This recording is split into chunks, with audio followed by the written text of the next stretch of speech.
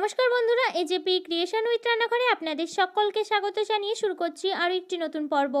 আজ আরও একটি মজাদার নতুন ইন্টারেস্টিং রেসিপি নিয়ে হাজির হয়েছি আপনাদের সামনে। আজ আমি বানাবো মশলা কোলা রেসিপি, একদম ঠিক রেস্টুরেন্ট স্টাইল মশলা কোলা। এটা কিন্তু রেস্টুরেন্টে অর্ডার করলে অনেক টাকা দাম নেয়। খুব কম উপকরণে এবং খুব কম সময়ে এটা কিন্তু বাড়িতেই তৈরি করে নেওয়া যায়, ঠিক রেস্টুরেন্ট স্টাইল। চলুন তাহলে আর বেশি কথা না বাড়িয়ে রেসিপিটি শুরু করা যাক।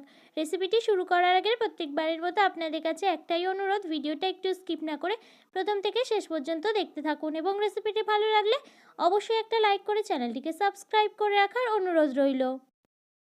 রেসিপিটি বানানোর জন্য আমি এখানে একটা কাঁচের গ্লাস নিয়ে নিয়েছি। প্রথমে তার মধ্যে আমি কিন্তু লেবুর জুসটা বার করে নিচ্ছি। এই পর্যায়ে লেবুর জুসটা কিন্তু আমার বার করে নেওয়া হয়ে গেছে। তারপর আমি এখানে একটু দিয়ে দিলাম বিট নুন, তারপর দিয়ে দিচ্ছি একটু জলজিরা। আমি কিন্তু এখানে 1 প্যাকেট জলজিরাই দিয়ে দিচ্ছি। তারপর কয়েকটা এখানে বরফের টুকরো দিয়ে দেব।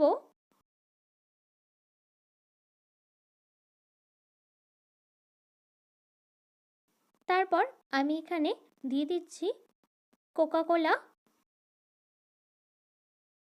সমস্ত উপকরণ কিন্তু আমার এখানে দেওয়া হয়ে গেছে। আমি এখানে লেবু গোল করে স্লাইস করে কেটে রেখেছিলাম, সেটাই কিন্তু দিয়ে দিলাম। তারপর একটা স্ট্রও কিন্তু আমি এখানে দিয়ে দিচ্ছি। তাহলেই কিন্তু আমাদের রেডি মশলা কোলা। এই পর্যায়ে মশলা কোলা রেসিপিটা কিন্তু আমার রেডি হয়ে গেছে। এটা খেতে কিন্তু একদম ঠিক রেস্টুরেন্টের মতনই হয়। তাই আর বেশি দাম দিয়ে কিন্তু রেস্টুরেন্টেতে কিনে খেতে হবে না, বাড়িতেই কিন্তু খুব সহজেই এই মশলা কোলা রেসিপিটি বানিয়ে নিতে পারেন। আমার এই রেসিপিটি যদি আপনাদের ভালো লেগে থাকে তাহলে অবশ্যই একটা লাইক করে দেবেন এবং কমেন্টের মাধ্যমে জানাবেন আমার এই রেসিপিটি আপনাদের কাছে কেমন লেগেছে, এবং বেশি বেশি করে শেয়ার করে আমার পাশে থাকবেন এবং আমাকে আরও উৎসাহিত করবেন।